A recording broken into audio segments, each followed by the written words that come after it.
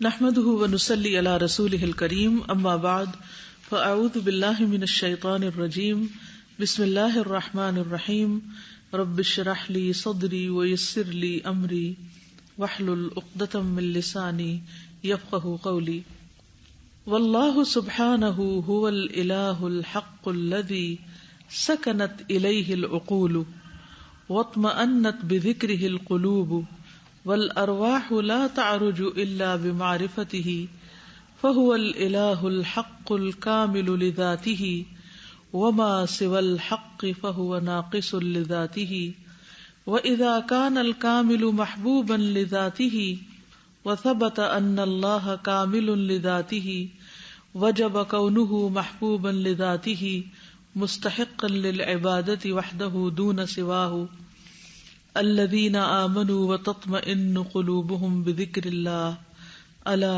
بذكر الله تطمئن القلوب. ترجمہ کریں. واللہ سبحانہ هو الالہ الحق، اللہ سبحانہ وتعالی وہی حقیقی الہ ہے. الذی سکنت الیہ العقول، اس سے عقل ساکت ہو جاتی، مطلب ساکن ہو جاتی، سائلنٹ ہو جاتی ہے، امیجن نہیں کر سکتی. ٹھیک ہے، یعنی اللہ سبحانہ وتعالی وہی الہ حق ہے جس کی طرف عقل جا کر ٹھہر جاتی ہے، ساکن ہو جاتی، رک جاتی، یعنی عقل اس سے آگے بڑھ نہیں سکتی. ٹھیک ہے. مطمئنت بذکرہ القلوب، اور دل اس کے ذکر سے اطمینان پاتے ہیں. والارواح لا تعرج الا بمعرفتہ، اور ارواح جو روحیں ہیں وہ نہیں چڑھتی مگر that he knows that is happening. بمعرفتہ مطلب ان کی نالج میں. یہاں تعرج کا معنی عروج ہے، یعنی عروج حاصل ہونا. ٹھیک ہے، یعنی بلند نہیں ہو سکتی، اسفل سافلین کی طرف جاتی ہیں، اوپر نہیں جا سکتی، یعنی ان کو ترقی حاصل نہیں ہوتی. ٹھیک ہے. والارواح لا تعرج الا بمعرفتہ، جس روح کو جتنی معرفت ہے اتنا ہی عروج حاصل ہے. عروج زوال کے اپوزٹ سے. ہاں، اسپرچل عروج یعنی روح کی ترقی. جیسے جسم کی ترقی ہوتی ہے ایسے روح کی ترقی بھی ہوتی. تو روح ترقی نہیں پا سکتی اللہ کی معرفت کے بغیر. دنیا بھر کی کتابیں پڑھ ڈالیں اسپرچولیٹی کے نام پر، لیکن جب تک اللہ کی پہچان نہ ہو، اللہ کی معرفت نہ ہو، تو روح بلندیوں کی طرف نہیں جا سکتی. یہ مطلب فهو الالہ الحق الکامل لذاتہ، تو وہ حقیقی الہ ہے الکامل لذاتہ، is perfect in his being. Allah سبحانہ وتعالی ہی معبود برحق ہے، جیسے اردو میں ترجمہ کرتے ہیں نا لا الہ الا اللہ کا. معبود برحق ہے، الہ حق ہے. الکامل لذاتہ، اپنی ذات میں پرفیکٹ ہے، یعنی اس کو کسی اور کی ضرورت نہیں اس پرفیکشن کے لیے. مثلا ہم انسان ہیں، ہم اکیلے پرفیکٹ نہیں ہوتے. مثلا ایک لڑکی اکیلی پرفیکٹ نہیں ہے جب تک اس کی شادی نہیں ہوتی، یا لڑکا پرفیکٹ نہیں جب تک اس کی شادی نہیں ہوتی. دونوں ایک دوسرے کے لیے کمپیٹیبل بھی ہیں اور ایک دوسرے کی نیڈ بھی ہیں اور ایک دوسرے کو کمپلیٹ کرتے ہیں. ٹھیک ہے. لیکن اللہ تعالیٰ کو ساتھی کی ضرورت نہیں ہے. پھر شادی کے بعد بچے پھر انسان کو ایک اور پرفیکشن دیتے.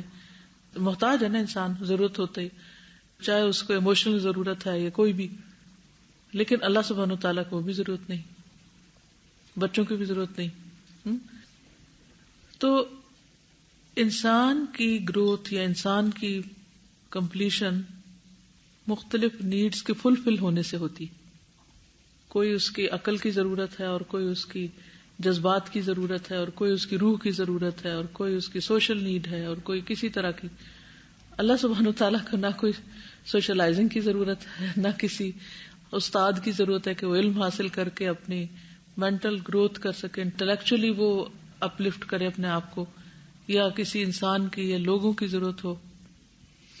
ہم اکیلے ہوتے ہیں تو خوش نہیں ہوتے، کوئی ہم سے جدا ہو رہا ہو تو ہم دکھی ہو جاتے ہیں، ہم ٹوٹ جاتے ہیں، اور کھانا نہ کھائیں تو ہم مرنے لگتے ہیں، سوئے نہیں تو ہم فنکشن نہیں کر سکتے. لیکن اللہ سبحانہ وتعالی اس کو کسی بھی قسم کی ضرورت نہیں ہے کمال کے لیے. جس کو انسانوں کی ٹرم میں کامل، اس سینس میں نہیں جو اللہ کے، انسانوں کی ٹرم میں جس کو کامل کہتے ہیں، جو کوئی اپنے فیلڈ میں کوئی پرفیکٹ ہوتا ہے، اس کو اس پرفیکشن کے لیول تک یا ماسٹری کے لیول تک پہنچنے کے لیے یا اسپیشلائزیشن کے لیول تک پہنچنے کے لیے کیا کیا کرنا پڑتا ہے. اور پھر پتہ چلتا ہے کہ اس سے بھی آگے کوئی ہے, پھر اس سے بھی آگے کوئی, اس سے بھی آگے. لیکن اللہ سبحانہ و تعالیٰ وہ اپنی ذات میں پرفیکٹ ہے. انسان پرفیکشن کے لیے زیادہ تر انسانوں سے ہی اوپر جاتے ہیں. The more perfect person is, اس کا یہی ہوتا ہے کہ وہ زیادہ انسانوں سے اس نے لرن کیا ہوتا ہے, زیادہ اس کے استاد ماہر قسم کے ہوتے ہیں, زیادہ وہ لرننگ کے بعد اوپر جاتا ہے. اس کو لینا پڑتا ہے کچھ, یعنی اپنی ذات میں پرفیکٹ نہیں. مثلا ایک بچہ ہے, کیا اپنی ذات میں پرفیکٹ ہے؟ نہیں. اس کو کچھ بننے کے لیے مسلسل لینا پڑتا ہے, لے رہا ہے, اور اللہ سبحانہ و تعالیٰ دے رہا ہے, اور پھر بھی اس کے خزانوں میں کوئی کمی نہیں آتی. یہ مطلب ہے اس کا. کہنے کو تو 4 لفظ ہیں, فَهُوَ الْإِلَٰهُ الْحَقُّ الْكَامِلُ لِذَاتِهِ, لیکن اگر اس پہ غور و فکر آپ شروع کر دیں تو عقل حیران ہو جائے. آگے کرو ترجمہ. وَمَا سِوَى الْحَقِّ فَهُوَ نَاقِصٌ لِذَاتِهِ, اور جو حق کے علاوہ ہے تو وہ اپنی ذات میں ناقص ہے, مطلب امپرفیکٹ. الحق سے مراد یہاں اللہ سبحانہ وتعالیٰ کی ذات ہے, اس کے علاوہ ہر ایک ناقص ہے, ہر ایک. وَإِذَا كَانَ الْكَامِلُ مَحْبُوبًا لِذَاتِهِ, اور جب الکامل اللہ تعالیٰ محبوبًا لِذَاتِهِ, he is beloved to himself, beloved in his being, یعنی کامل ہے محبت کے اعتبار سے بھی, اس طرح کہ جیسے تعریف میں وہ خود آپ سے آپ محمود ہے, کوئی تعریف کرے یا نہ کرے وہ ہے ہی قابل تعریف. اسی طرح اللہ سبحانہ وتعالیٰ اپنی ذات کے اعتبار سے محبوب ہے, he is beloved. ٹھیک. وثبت ان اللہ کامل لذاته, اور ثابت ہوا ہے کہ اللہ تعالیٰ اپنی ذات میں کامل ہے. وجب تو واجب ہو گیا, کونہ مطلب his being محبوبا لذاته, کہ اپنی ذات کے اعتبار سے یا ذات میں محبوب بھی ہو. یعنی کون سی چیز محبوب نہیں ہوتی یا محبت میں کیا چیز کمی کر دیتی ہے؟ نقص, کمی. مثلاً آپ کی کسی انسان سے کوئی ایکسپیکٹیشن ہوتی ہے, وہ اس پہ پورا نہیں اترتا, تو پھر کیا ہوتا ہے؟ ہسبینڈ وائف میں, فرینڈز میں آپ دیکھیے کیا ہوتا ہے, ایک دوسرے سے ہر ایک کو ایکسپیکٹیشن ہوتی ہے نا. محبت تو اس کے بغیر ہے ہی نہیں. جب اس میں جو توقع ہوتی ہے کچھ بھی کم ہو جائے تو کیا ہوتا ہے؟ محبت نہیں رہتی یا اس میں کمی ہو جاتی. تو اللہ سبحانہ وتعالیٰ سے انسان کو جتنی بھی ایکسپیکٹیشن ہیں وہ ساری کی ساری پوری ہوتی ہیں. تو اس لیے چونکہ وہ ذات میں کامل ہے اس لیے محبوب لذاتی ہی بھی ہے, یعنی محبت کے لائق ہے. پھر وہ but he is beloved whether creation loves him or not. وہ اپنی ذات میں اتنا کامل ہے کہ وہ محبت کے لائق ہے, اپنی ذات میں تعریف کے قابل, وہ ہے ہی محبت کے قابل. وثبت ان اللہ کامل لذاتہ وجب کونہ محبوبا لذاتہ, کیونکہ وہ کامل ہے اس لیے لازم ہے کہ وہ اپنی ذات میں محبوب بھی ہو, یعنی کامل ہونے کی وجہ سے وہ محبوب لذاتہ ہی, کامل لذاتہ ہی کا تقاضا ہے کہ وہ محبوب لذاتہ ہی بھی ہو. ٹھیک ہے. مستحقا للعبادتی, عبادت کا مستحق ہے. وحدہ, وہی ایک. دون سواہ, اپنے علاوہ. کوئی اور کامل ہی نہیں, محبوب ہی نہیں, تو وہ معبود کیسے ہو سکتا ہے؟ بس یہ ہے سمپل. معبود کی جو انڈسپینسیبل کوالٹیز ہیں وہ کیا ہیں؟ کمال, جلال, جمال. ٹھیک ہے, یعنی وہ کامل بھی ہے, اس کے اندر کمال بھی ہے, اس کے اندر جلال بھی ہے, اس کے اندر جمال بھی ہے, تو پھر وہی معبود ہے. اس کے علاوہ ہر ایک ناقص ہے, تو جو ناقص ہے اس کے اندر جمال نہیں پورا. مثلاً اگر قیمتی سے قیمتی گلاس کا کونا چھوٹا سا بھی ٹوٹا ہوا ہو, اتنی سی چپ اتری ہوئی ہو, اس کی قیمت میں کتنی کمی ہو جاتی. گاڑی قیمتی سے قیمتی ہو, ایک ایکسیڈنٹ اس کو کیا بنا دیتی, چاہے ایک لائٹ ٹوٹے صرف, اور آپ اوریجنل کی بجائے کچھ اور لگا دیں تو پھر کیا ہوتا ہے؟ ریسیل ویلیو کتنی ہو جاتی ہے, پھر بہت ڈاؤن ہو جاتی. ایک لائٹ کا کونا بھی ٹوٹ جائے نا تو لاکھوں کا نقصان ہو جاتا ہے. جو گاڑی جتنی زیادہ قیمتی ہوتی ہے اس میں سے چھوٹا سا نقصان بھی اس کی ویلیو ایک دم بہت ڈاؤن لے آتا ہے اس کو. اب 0 میٹر گاڑی کی قیمت اور ہے، اگر آپ 1 کلومیٹر چلا لیں 1 دن کی عمر میں ہاف ویلیو ہو جاتی ہے اس کی. اتنی سمپل لاجک ہے اگر لوگوں کو سمجھ آ جائے بات کہ اس کے سوا ہر چیز ناقص ہے، لہذا وہ عبادت کے لائق ہو نہیں سکتی. اور پھر بھی اپنے آپ کو کیا سمجھتے ہیں کہ ہر کوئی چاہے ہم ڈیزرو کرتے ہیں یا نہیں کرتے، اور پھر اس پر فرسٹریٹ ہوتے ہیں، پھر گھروں میں لڑائیاں جھگڑے ہوتے ہیں، کوئی نقص بتا دے ناراض ہو جاتے ہیں اس سے. الذین آمنوا وتطمئن قلوبهم بذکر اللہ، وہ لوگ جو ایمان لائے اور ان کے دل اللہ تعالیٰ کے ذکر سے اطمینان پاتے ہیں. الا بذکر اللہ تطمئن القلوب، خبردار اللہ تعالیٰ کے ہی ذکر سے دل اطمینان پاتے ہیں. اب یہاں یہ آیت بھلا کیوں آئی ہے، اس کی لاجک بتائیے. ذکر اللہ تعالیٰ کامل ہے، تو اگر آپ کی جو تکمیل چاہیے نا، آپ کو ہارٹ کی سیٹسفیکشن، وہ آپ کو اس کامل حاصل ہے. وہ ٹھیک ہے، لیکن یہاں پر ذکر کی بات کیوں آئی؟ جب ہمیں کوئی اچھا لگتا ہے تو اس کے ذکر سے ہمیں خوشی ہوتی. وہ اردو میں ایک شعر بھی ہے نا، ان کو دیکھے سے جو آ جاتی ہے منہ پہ رونا، وہ سمجھتے بیان کا حال اچھا ہے. ٹھیک ہے، تو یہ قدرتی بات ہے کہ انسان کو جس چیز سے محبت ہوتی ہے اس کو ذکر سے راحت ملتی ہے. اب بچوں کو جیسے گاڑیوں کا شوق ہوتا ہے نا، تو اگر آپ ان کو 10 دفعہ بلائیں تو وہ بات نہیں سنیں گے، لیکن اگر آپ ان کی پسندیدہ گاڑی کا ذکر شروع کر دیں تو وہ سوتے ہوئے جاگ اٹھیں گے. تو محبوب چیز کے ذکر سے دل کو راحت پہنچتی ہے. تو جو شخص اللہ سبحانہ وتعالیٰ سے محبت کرتا ہے اسے اللہ کے ذکر سے راحت پہنچتی ہے، اور دوسروں کے دل کو وحشت ہونے لگتی ہے، ان کو گھبراہٹ ہونے لگتی ہے. وَإِذَا ذُكِرَ اللَّهُ وَحْدَهُ اشْمَأَزَّتْ قُلُوبُ الَّذِينَ لَا يُؤْمِنُونَ. جی ہاں اچھا، ہم لوگ اسٹارٹنگ کا ہمارا اسٹارٹنگ تھا، تو اسٹارٹنگ میں نا وہ میریا مونٹی سری کے بارے میں بتایا جا رہا تھا. ہم سب کے دل اس ٹائم اٹھے تھے، اس ٹائم مجھے فوراً حدیث کورس کیا تھا، تو دل ایسے کام ہوتا کہ پہلے ہم کیا اس ٹائم پہ سنا کرتے تھے نا. میں سب کے فیسز دیکھ رہی، سب اتنے کنفیوز. تو تھوڑی ہماری بریک ہوئی، اس کے بعد مریم باجی آئی محمد صلی اللہ علیہ وسلم ایز اے معلم پہ نا لیکچر دینے کے لیے. دل اسی ٹائم سب سمائل، سب کی کمر سیدھی، کانشیس.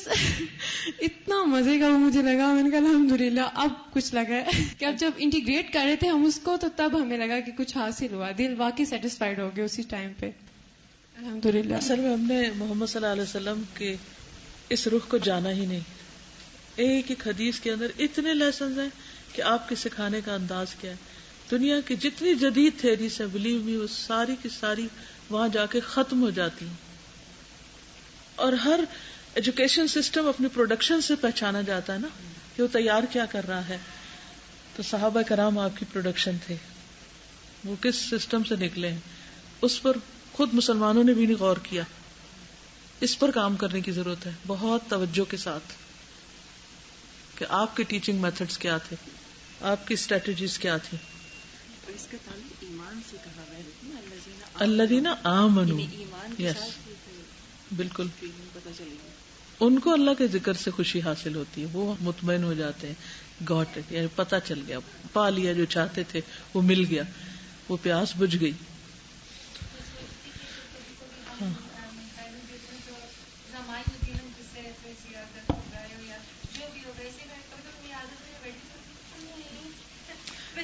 ہاں بالکل، یس. میں جب پی ایچ ڈی کرنے گئی تھی نا یو کے میں، تو پہلا پورا 1 سال جب تک میری دوسری بیٹی پیدا نہیں ہوئی تھی، اس وقت مریم بڑی تھی اور اس کو میں چھوڑ کر گئی. ہر سال بلا مبالغہ میں رو کر سوتی تھی اور میں کہتی تھی مریم مریم. یعنی بچوں کی محبت اللہ نے دل میں ایسی ڈالی تھی. اور اب اگر مریم کئی دن نہ نظر آئے تو مجھے کوئی فرق نہیں پڑتا، کیونکہ انسان ساری زندگی چاہے آپ کتنا بھی پڑھ رہے ہیں، چاہے آپ پی ایچ ڈی کر رہے ہو، تو ضروری نہیں کہ اللہ کی معرفت حاصل ہو جائے. اس کے لیے بھی انسان سٹیپ بائی سٹیپ گرو کرتا ہے اور عروج کے مراحل طے کرتا ہے نا. اور وہ مرحلے اتنے آسانی سے نہیں آتے. کہنے کو تو کہہ دیتا انسان مجھے اللہ سے محبت ہے، لیکن والاعراض عن کل محبوب سواہ، یہ مرحلہ دیر سے آتا ہے. اور بہت مانگ کے ملتا ہے. یہ بغیر مانگے نہیں ملتا. یعنی اللہ کی محبت تو ہر دل میں ہے، کیونکہ اللہ کی نعمتیں ہر طرف نظر آتی ہیں، اس کے لیے ہمیں اتنی ایفرٹ نہیں لگانی پڑتی. لیکن اللہ ہی محبوب ہو جائے اور اس کے سوا باقی چیزیں نیچے چلی جائیں، ان کی محبت اللہ کی خاطر ہو جائے، یہ بہت تڑپ تڑپ کے مانگنا پڑتا ہے، بہت آزمائشوں سے گزرنا پڑتا ہے، بہت راہوں سے. حضرت ابراہیم علیہ السلام کی مثال ہم سب کے سامنے. جی آگے کون پڑھے گا؟ ایک لائن پڑھ لو. ریڈنگ میں کروں گا. اچھا ٹھیک ہے. فَيَا سَعَادَةَ مَنْ وَصَلَ إِلَى سَاحِلِ بَحْرِ مَعْرِفَتِهِ وَرَأَى عَظَمَةَ ذَاتِهِ وَأَسْمَائِهِ وَصِفَاتِهِ وَأَبْصَرَ جَمَالَهُ وَجَلَالَهُ وَكَمَالَهُ وَشَاهَدَ آلَاءَهُ وَإِحْسَانَهُ وَأَفْعَالَهُ. فَيَا سَعَادَةَ خوش بختی، اے سعادت، اے خوش بختی اس شخص کی. من وصل الى ساحل بحر معرفته، جو پہنچ گیا معرفت کے سمندر کے ساحل پہ، اللہ تعالیٰ کی معرفت. یس یعنی اس سمندر کے کنارے. سمندر کو پانا تو پاسبل ہی نہیں، لیکن کنارے پہنچ گیا. تو اس کی خوش بختی کیا اس کی کیا ہی خوش بختی یا خوش قسمتی کہ جو اس سمندر کی طرف گیا اور وہاں کنارے پہ پہنچ گیا. نہ بھی سمندر میں اترے تو وہ جو پانی کی لہریں نا، وہ خود ہی آ کے ٹچ کرتی رہتی ہیں آپ کو، اور آپ گیلے ہوئے بغیر آ نہیں سکتے. کون کون سمندر گیا؟ اکثر لوگ گئے ہوئے. میں کبھی بھی کراچی جاؤں نا تو میں کہتی ہوں اچھا مجھے اگر سی سائڈ پہ نہیں بھی جانا تو مجھے بس گاڑی پہ بٹھا کے ایک شکل ضرور دکھا دو. میں ایسے کراچی سے نہیں جا سکتی تو مجھے ایک دیکھنا ہے اس کو، کیونکہ سمندر اللہ کے جلال اور اللہ کی قدرت کا بہت شدید احساس دلاتا ہے نا کہ اس کی کیا طاقت ہے. کسی بھی طاقتور چیز کو انسان دیکھتا ہے تو پھر اس کے بنانے والے کا خیال آتا ہے کہ اگر یہ اس طرح ہے تو بنانے والا کیسا ہوگا. تو جب انسان اللہ سبحانہ وتعالیٰ کی معرفت جو ایک سمندر کی طرح ہے اس کے کنارے پہنچتا ہے اور یہ باتیں سمجھ آنے لگتی ہیں تو خوش قسمتی شروع ہو گئی. کیونکہ بہت سے لوگ ایسے ہیں جن کو یہ باتیں سمجھ ہی نہیں آتی کہ یہ کیا بات کر رہے، اسی لیے کہتے ہیں نا وہ معرفت کی باتیں ہو رہی ہیں. یہ تو معرفت کی باتیں یعنی تمہیں نہیں سمجھ آئیں گی، یہ مطلب ہوتا ہے.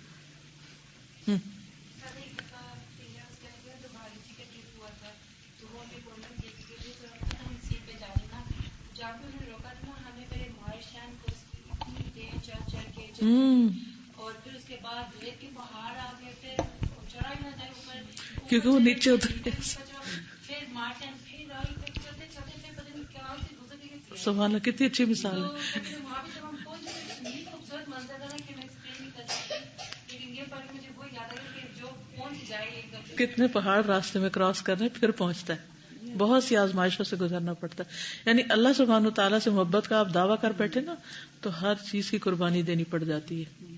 یہ اتنا آسان نہیں ہوتا، لیکن پھر اس جیسی لذت بھی کوئی چیز نہیں. یعنی ہر چیز کی قربانی کیسے کہ مال کی، جان کی، اولاد کی، ہر محبوب کو اپنے سے دور کر کے دیکھو پھر وہ چیز پاؤ گے. جی جی ایگزیکٹلی.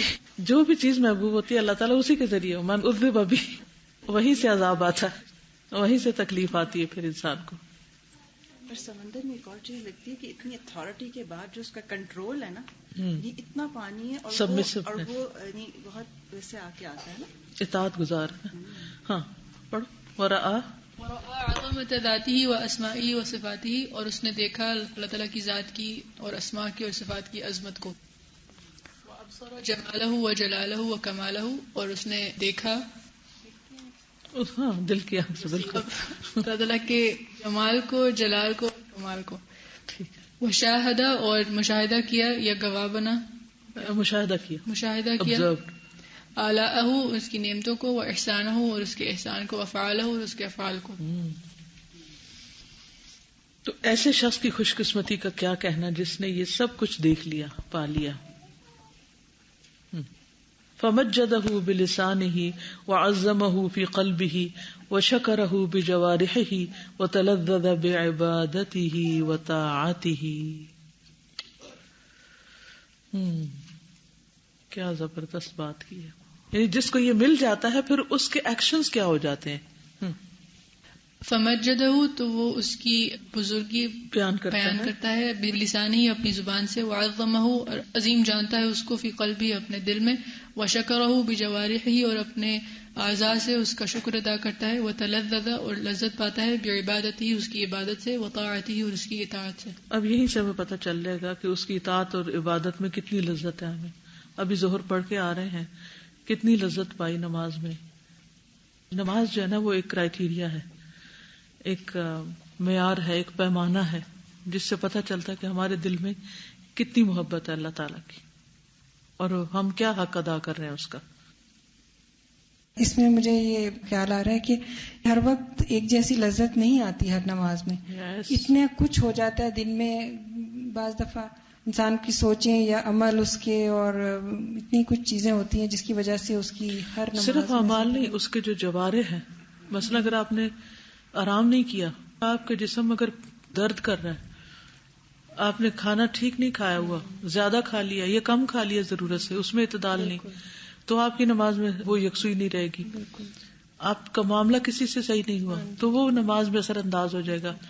آپ کے منہ سے کوئی ایسا لفظ نکل گیا جو نہیں نکلنا چاہیے تھا تو وہ نماز پہ اثر انداز ہو جائے گا. سارا دن ہم ٹیسٹ میں ہوتے ہیں، سارا دن ٹیسٹ میں ہوتے ہیں، اور نمازیں ہمیں ہر وقت ساتھ ساتھ بتا رہی ہیں کہ ہم کہاں کھڑے ہیں، کیونکہ نماز میں وہی خیال آتے ہیں اور وہی کیفیات ہوتی ہیں جو ہم پیچھے تجربہ کر کے گزر رہے ہوتے ہیں.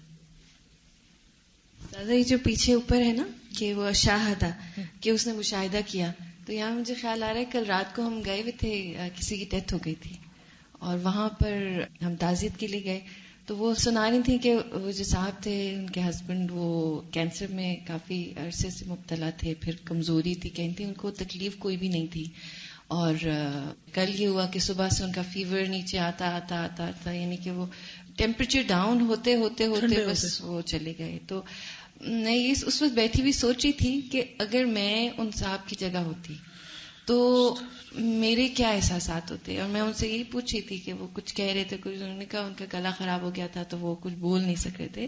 تو میں یہ سوچ رہی تھی کہ یہ جو ہم مشاہدہ کرتے ہیں اس کے افعال کا، کہ یہ اللہ تعالیٰ کا ایک فعل ہے، اور جب ہم یہ پڑھتے ہیں تو ہم اس طریقے سے ریاکٹ نہیں کر رہے ہوتے جس طریقے سے باقی سارے لوگ ریاکٹ کر رہے ہوتے ہیں یا جو ان کے منہ سے بات نکل رہی ہوتی ہے.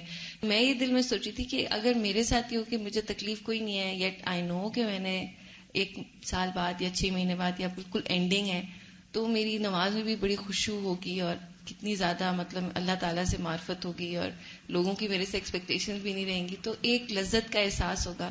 یعنی میری ذہن میں پہلی چیز یہی کہ کتنا مطلب ایک انسان کے لیے خوش نصیبی ہے کہ اس کے اوپر یہ چیز آ گئی، تو اللہ تعالیٰ سے اس کی معرفت اور بہتر. تو یہ جو چیز ہے دس از ویری امپورٹنٹ کہ اللہ تعالیٰ کے افعال کا مشاہدہ اس کا مشاہدہ بہت غور سے کرنا بہت ضروری ہے کہ یہ کیوں ہو رہا ہے.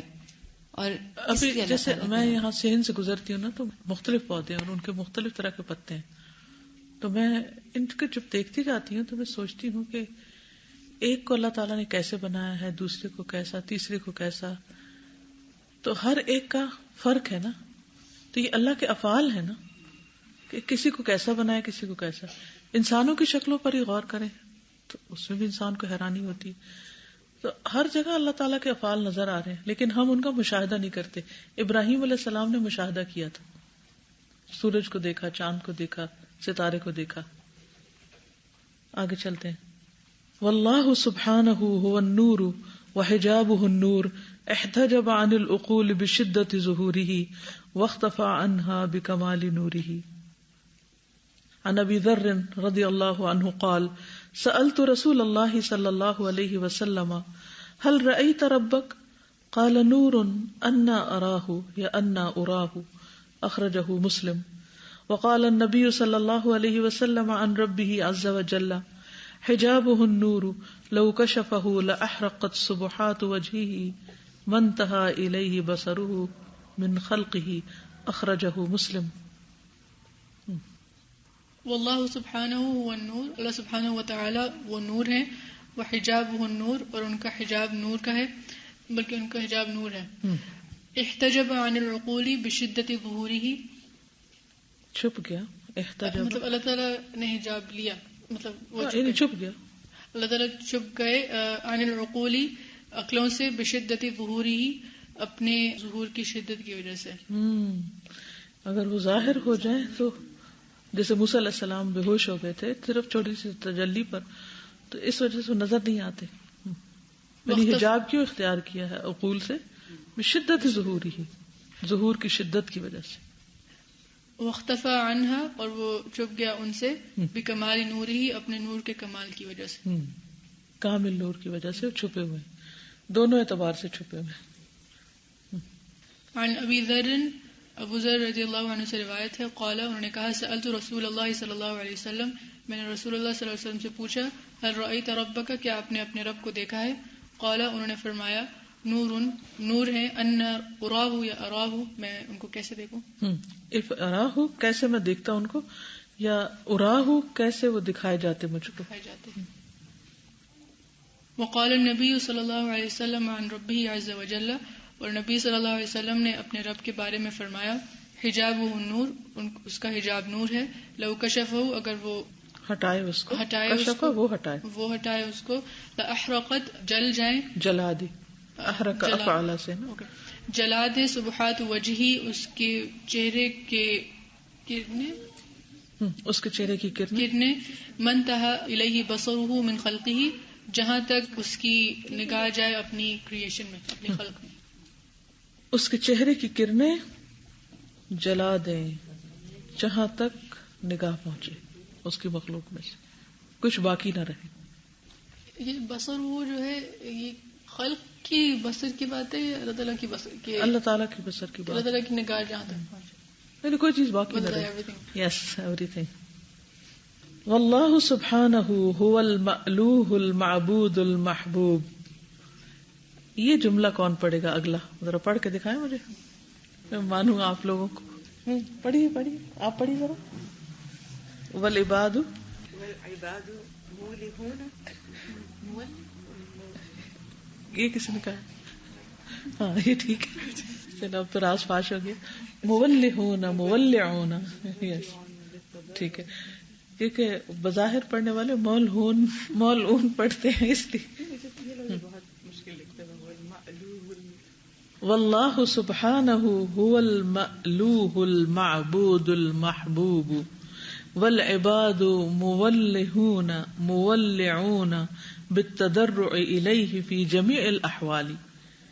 فالانسان اذا وقع فی بلاء عظیم وآفۃ قویۃ فہنالک ینسى كل شیء الا اللہ تعالی فیتوجہ الیہ، فاذا تخلص من ذلك البلاء وعاد الى منازل الآلاء والنعماء اشرک مع اللہ غیرہ ونسب ذلك الخلاص الى الاسباب، وهذا متناقض لان اللہ تعالی هو الذي يفرج الكربات وقت البلاء وينعم على العباد في وقت الرخاء، فيجب الرجوع إليه في جميع الأحوال والفزع إليه عند الضرورات وعند الراحات وعند الشدائد. ٹھیک ہے، کوئی اور پڑھے گا؟ آگے پڑھنا نا یا ٹرانسلیٹ کرنا؟ اچھا ٹرانسلیٹ کرنا. واللہ سبحانہ هو المألوہ المعبود، اور اللہ سبحانہ و تعالی وہ الہ ہے اور معبود ہے اور محبوب ہے، مطلب ہی از بیلوڈ.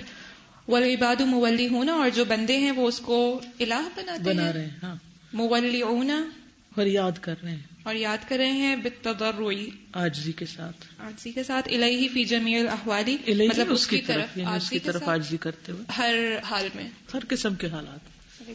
فالانسان اذا وقع فی بلاء، اور تو جب انسان جب وہ واقع ہوتا ہے، پڑ جاتا ہے فی بلاء عظیم، کسی بڑی مصیبت میں، وآفۃ قویۃ، اور کسی قوی یعنی اسٹرانگ آفت مصیبت میں، فہنالک ینسیٰ کل شیء، تو پھر وہ اس وقت وہ بھول جاتا ہے ہر چیز کو، الا اللہ تعالی، سوائے اللہ تعالیٰ کے، فیتوجہ الیہ، تو وہ متوجہ ہوتا ہے اس کی طرف. فاذا تخلص من ذلک البلاء، تخلص، تو جب وہ خلاصی پاتا ہے، چھٹ جاتا ہے، من ذلک البلاء، اس بلا سے، وعاد الى منازل الآلاء، عاد لوٹ آتا ہے، اچھا لوٹ آتا ہے، منازل الآلاء یعنی نعمتوں کے مقامات کی طرف، نعمتوں کے مقامات کی طرف، والنعماء، اور بلیسنگز کی طرف. اشرک مع اللہ غیرہ، تو وہ پھر اللہ کے ساتھ شریک کرتا ہے اس کے علاوہ، اوروں کو شریک کر لیتا ہے. وَنَسَبَ ذَلِكَ الْخَلَاصَ إِلَى الْأَسْبَابِ، اور وہ منسوب کر دیتا ہے، ایٹریبیوٹ کر دیتا ہے اس نجات کو اسباب کی طرف، اسباب کی طرف، کہ وہ بلی آ گئی تھی اس لیے چور بھاگ گیا، ورنہ تو چور مجھے پکڑ لیتا. وَهَذَا مُتَنَاقِضٌ، اور یہ کنٹراڈکٹری ہے، لِأَنَّ اللَّهَ تَعَالَى هُوَ الَّذِي، کیونکہ اللہ تعالیٰ، کیونکہ بے شک اللہ تعالیٰ هو الذی یفرج الکربات وقت البلاء، وہ ہے جو دور کرتا ہے مصیبتوں کو، ہٹا دیتا ہے درد کو، تکلیفوں کو قربہ مصیبت تکلیف کو کہتے ہیں نا، رائٹ. وقت البلاء، بلا کے وقت، مصیبت کے وقت. وَيُنْعِمُ عَلَى الْعِبَادِ فِي وقت الرَّخَاءِ، اور وہ انعام کرتا ہے بندوں پر رخاء سختی نہیں، سہولت کے وقت، یعنی سہولت میں بھی اللہ تعالیٰ ہی بندوں پر انعام کر رہا ہوتا ہے. اوکے ٹھیک ہے. فیجب واجب ہے رجوع کرنا اس کی طرف. فیجب الرجوع الیہ فی جمیع الاحوال، تو واجب ہے اس کی طرف رجوع کرنا ہر حال میں. بس بات ٹھیک ہوگی. ہاں آگے. والفزع الیہ عند الضرورات، اور اس کی طرف دوڑنا ضرورت کے وقت، ضرورتوں کے وقت. ہاں یعنی لازم ہے کہ انسان ساری ضرورتوں میں اللہ کی طرف دوڑے. وعند الراحات وعند الشدائد، اور راحت کے وقت بھی اور شدید مصیبتوں کے وقت، سخت حالات میں، تنگی کے وقت. گڈ، آپ نے جلدی آگے پورا کر دی. واللہ عز وجل هو المحسن الى عباده في جميع الاحوال، والمحسن محبوب مرجوع الیہ وحده في كل الاوقات. یا ایها الناس اعبدوا ربکم الذی خلقکم والذین من قبلکم لعلکم تتقون الذی جعل لکم الارض فراشا والسماء بناء وانزل من السماء ماء فأخرج به من الثمرات رزقا لكم فلا تجعلوا لله اندادا وانتم تعلمون. واللہ عز وجل هو المحسن الى عباده في جميع الاحوال، اللہ عز وجل جو ہے وہ محسن ہے اپنے بندوں کی طرف ہر حال میں. والمحسن محبوب مرجوع الیہ وحدہ فی کل الاوقات، تو جو محسن ہوتا ہے محبوب ہوتا ہے اس کی طرف رجوع کیا جاتا ہے ہر طرح کے حال میں. اسی ایک کی طرف رجوع کیا جاتا ہے ہر طرح کے حالات میں، ہر وقت، کل الاوقات. یا ایھا الناس اعبدوا ربکم، اے لوگوں عبادت کرو اپنے رب کے، الذی خلقکم، جس نے پیدا کیا تم کو، والذین من قبلکم، اور تم سے پہلے جو لوگ ہیں، لعلکم، تاکہ تم تتقون، تم تقوی اختیار کرو، الذی، وہ جو جعل بنائے، لکم الارض، تمہارے لیے زمین کو، فراشا، بچھونا، والسماء، اور آسمان کو، بناء، چھت، وانزل، اور نازل کیا، من السماء، آسمان سے، ماء، پانی، فاخرج به من الثمرات رزقا لکم، تو اس میں سے نکالے پھل تمہارے لیے رزق. فلا تجعلوا، پھل نہیں، پھلوں میں سے تمہارے لیے رزق نکالا. فلا، تو نہ بناؤ، للہ، اللہ کے ساتھ. جلدی کس بات کی جلدی؟ کلاس میں ایسے سناتے ہیں. اچھا، اس لیے یہ عادت پڑی. ٹائم کم ہوتا ہے نا تو اس لیے جلدی ہوتی ہے. چند سیکنڈ میں سنا دو بس. ہاں نہیں تو رٹا بھول جائے گا. فلا، تو نہ تجعلوا، تم بناؤ، للہ، اللہ کے ساتھ، اندادن، شریک. کہ یہ سارا رزق اللہ نے بندوں کے لیے زمین سے نکالا، مٹی سے نکلا ہوا یہ سب کچھ، رنگا رنگ کے پھل جو ہے نا سپر مارکیٹس میں، جہاں پر فروٹس اور وہ سب پورے سیکشن ہوتے. میں تو جب جاتی تو کھڑے پہ حیران ہوتی تھی، یار اب کہاں سے بندوں کے لیے رزق اٹھ کے آئے. سبحان اللہ. اور اس کے اندر ٹیسٹ کیسے آلریڈی ہوتا ہے، ہر چیز، ٹیسٹ، کلر، خوشبو، پرفیکٹ. واللہ سبحانہ هو المؤمن الذی امن خلقہ من ان یظلمہم والذی خلق الامن ومن به علی من شاء من عبادہ والذی تفزع الیہ الخلائق عند النوائب المجیر لکل الخلائق من کل المضار المنعم بصنوف النعم وما بكم من نعمة فمن الله ثم اذا مسكم الضر فإليه تجأرون. واللہ سبحانہ هو المؤمن، اور اللہ سبحانہ پاک ہے، وہ امن دینے والا ہے. الذی امن خلقہ من ان یظلمہم، وہ ذات کہ اس کی جو مخلوق ہے وہ امن میں ہے اس بات سے کہ وہ ان پر ظلم کرے. والذی خلق الامن، اور وہی ذات ہے جس نے امن کو تخلیق کیا. ومن به علی من شاء من عبادہ، اور احسان کیا ساتھ اس کے اپنے بندوں میں سے من شاء جس پہ چاہا. والذی تفزع الیہ الخلائق، اور وہ ذات ہے کہ جس کی طرف دوڑتے ہیں مخلوقات دوڑتے ہیں اس کی طرف عند النوائب، مصائب کے وقت. المجیر، وہ پناہ دینے والا ہے لکل الخلائق، تمام مخلوق کو. من کل المضار، ہر طرح کے نقصان دہ چیزوں سے. المنعم، وہ نعمت دینے والا ہے. بصنوف النعم، انواع و اقسام کی نعمتیں. صنوف صنف سے نا، انواع. جی.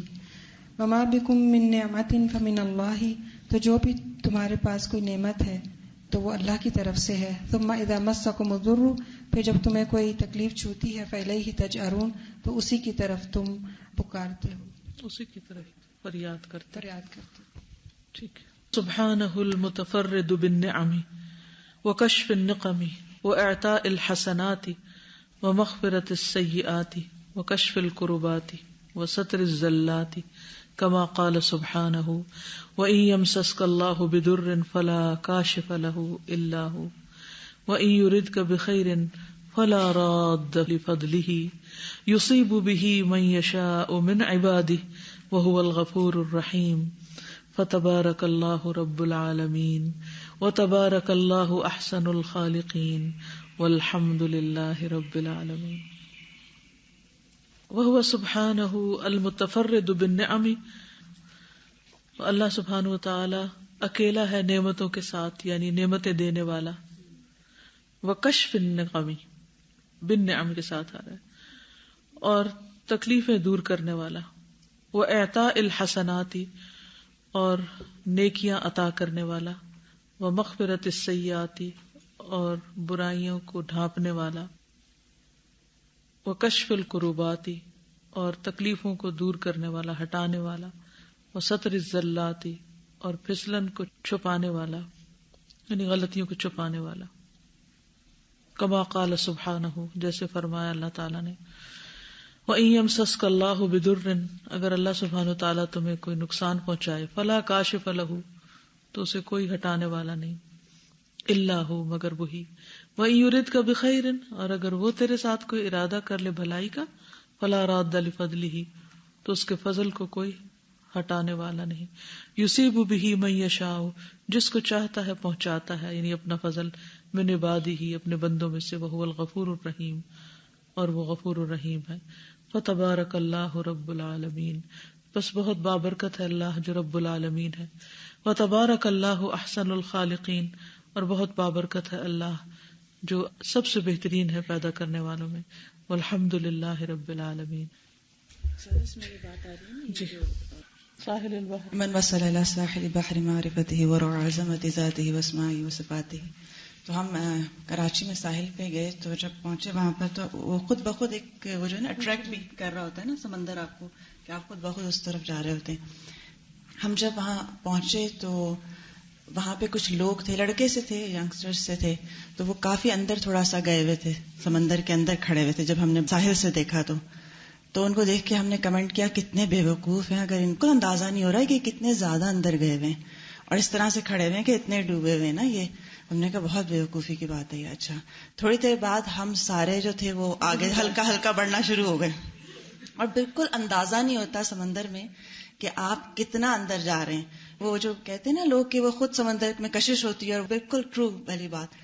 اچھا، کیونکہ آپ کو لگ رہا ہوتا ہے سیف، کیونکہ آپ آہستہ آہستہ قدم جما رہے ہوتے ہیں نا، کہ آپ کو ریت کا اندازہ ہوتا ہے تو گرپ کرنے لگتے ہیں آپ اس کو آہستہ آہستہ.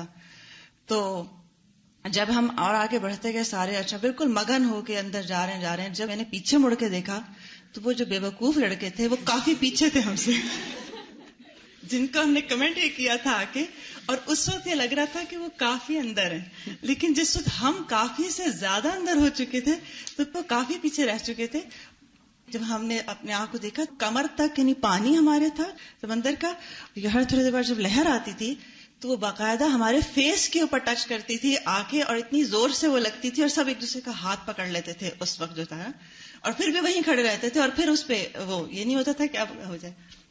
اور ایک اور چیز ہوئی کہ جب انہوں نے جو تشبیہ دی ہے وہ کہ دیکھیں جب آدمی بڑھتا جاتا ہے غیر معمولی تشبیہ ہے نا, بالکل, کہ وہ جتنا بڑھتا آپ کو اندازہ نہیں ہوتا کہ آپ کتنا اندر جا رہے ہیں. اور اس معرفت میں اگر کوئی تکلیف بھی آئے تو وہ پھر انجوائے کرنے لگتے ہیں نا. بالکل, لیکن اکیلے سٹینڈ کرنا بھی مشکل ہوتا ہے. جی بالکل, کیونکہ سب پھر ایک دم تیزی سے گرپ کرتے تھے ایک دوسرے کو کہ اچھا اب لہر آ رہی ہے.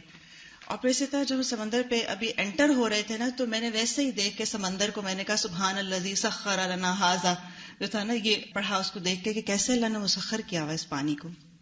اچھا, اب ہم جب یہ سارے کھڑے ہوئے تھے, جب لہر آتی تھی تو ہاتھ پکڑتے تھے, جب وہ چلی جاتی تھی تو پھر سارے آزاد ہو جاتے تھے اس کے ساتھ ہی. کچھ اس طرح ہوا کہ میرا پاؤں سلپ ہو گیا اور میں جو تھی وہ نیچے, یعنی باقاعدہ نیچے گر گئی اس کے اندر. وہ بھی ایک ایسا ایکسپیرینس تھا مجھے زندگی میں پہلی بار. اور جب نیچے گئی نا تو مجھے یعنی یہ ہوا کہ روشنی صرف آ رہی تھی, اب پانی کافی ہیوی تھا اس کے اندر, اور سمندر کی ایک ایسی رننگ سی ایک پوزیشن ہوتی ہے کہ اس میں ٹھہراؤ نہیں ہوتا کہ ٹھہرا ہوا ہو. لیکن اسی وقت میں نے ایک دم سوچا کہ اگر تو میں نے اس وقت اسٹینڈ لے لیا تو میں اٹھ جاؤں گی, اور اگر میں نے اپنے آپ کو چھوڑ دیا نا کہ نہیں یہ پانی بہت بھاری ہے یا ویسا ہے, تو میرا خیال ہے کہ یہ ہو جائے گا معاملہ, تو ایک پش دے دو, یہ اپنے آپ کو میں نے کہا. اور صرف میرا ایک سوچنا تھا کہ اچھا ایک پش دے کے ٹرائی کر لیتے ہیں کہ اٹھ سکتے ہیں دوبارہ. تو جیسے ہی یعنی پش ہلکا سا سوچ رہی تھا, تو اوپر سے بھی جو ساتھ تھا اس نے ہاتھ بھی تھوڑا سا ایسے کیا, اور تھوڑا میرا اپنا وہ جو پش تھا وہ ہوا, تو اس سے یعنی وہ اسٹینڈ کر لیا تو کر لیا. شکر ہے وہ نہیں گرا.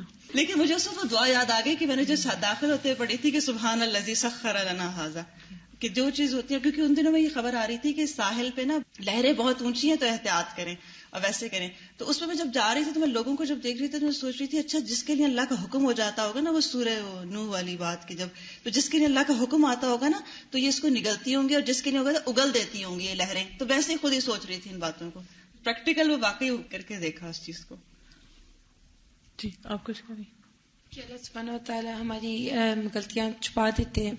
تو میں ایک دفعہ لیکچر سن رہی تھی تو وہ بتائے تھے کہ حضرت موسیٰ ایک دفعہ ان کو پانی کی کمی ہوگی, بارش نہیں ہوئی تھی, تو ان سب نے نماز پڑھی نا بارش کی, تو بارش نہیں ہوئی. تو حضرت موسیٰ نے پوچھا اللہ کو کہ اللہ بارش کیوں نہیں ہوئی, ہم نے تو وہ نماز پڑھی تھی بارش کی.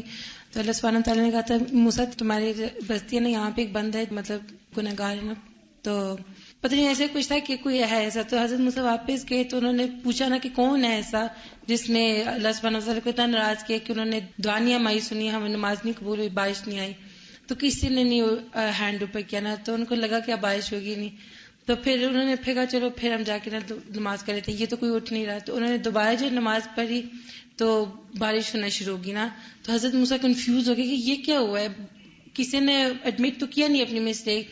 تو انہوں نے جب پوچھا تو اللہ سبحانہ تعالیٰ نے کہا یا موسیٰ جس نے غلطی کی تھی نا اسے معافی مانگ لی مجھے, تو میں نے معاف کر دیا اسے نا, تو بارش ہوگی. تو حضرت موسیٰ نے کہا یا اللہ کون تھا وہ تھا کون جس نے ایسا کیا, تو پہلے بارش نہیں, اس نے معافی مانگی. اللہ نے کہا کہ میں نے جب وہ گناہ کرتا تو کسی کو بتایا نہیں اس کے گناہ, تو اب جب میرے بندے نے معافی مانگی تو میں اپنے ولی کو بتا دوں گا تمہیں کیا. جب مجھے یہ بات سنائی تھی نا, میں نے کہا سبحان اللہ, واقعی میں اللہ ہی ہے جو گناہوں میں بھی ہماری کسی کو بتاتا نہیں ہے اور بالکل معاف بھی کر دیتا اسی. اوکے, جزاکم اللہ خیرا. سبحانک اللہم و بحمدک, اشہد ان لا الہ الا انت, استغفرک و اتوب الیک. السلام علیکم و رحمۃ اللہ وبرکاتہ.